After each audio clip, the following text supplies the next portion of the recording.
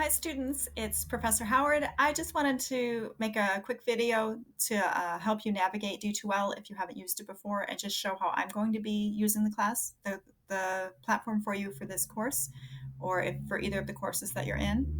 So here I am on the course home screen. Right after you log in, this is what you see. Your classes will be here.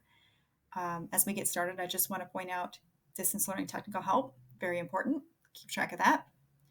So I'm going to go ahead and just click into the courses. They're organized the same. So I'm clicking into 152, but 151 is going to be organized the same way. Check out the announcements. I usually post 2 to 3 times a week. So check that out. Make sure there's not any new updated information that you need. And when you get started, then for week 1, you'll see that I have internal links here to some of the D2L tutorials and to some of the things that we'll be using in this course. I'll take you up to the top and you can see all of these different tabs. The Student Support tab has D2L tutorials and the plagiarism module, which I will have you review before the midterm.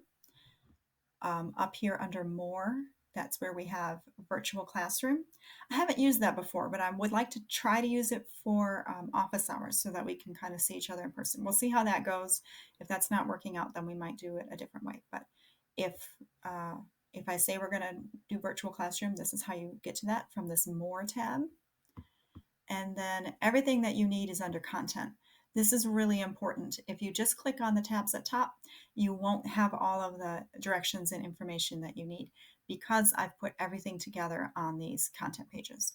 First in the table of contents right here, you can see here's the syllabus. Here's some examples that you'll need for the midterm. And then we have week 1, 2, 3, all the way down. Every week has its own page. Here's the introduction. We've got a checklist here, purely optional. These are just the things that you need to hand in just to help you keep track. I have that for each week.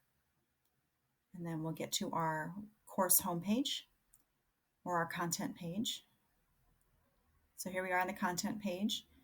I have an introduction to each week. This is just for week 1 that gives you some idea of how we'll use the different features of D2L. Learning resources will be very important each week.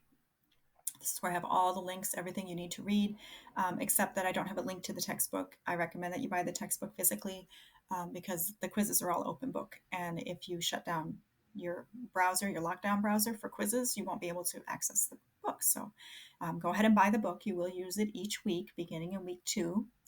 So these are all things that I want you to review before you start doing the assignments.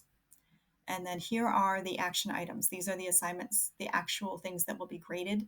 Again, I have internal links right here, so you don't need to go up to discussions or up to assignments. Everything you need is right here. It's the quiz.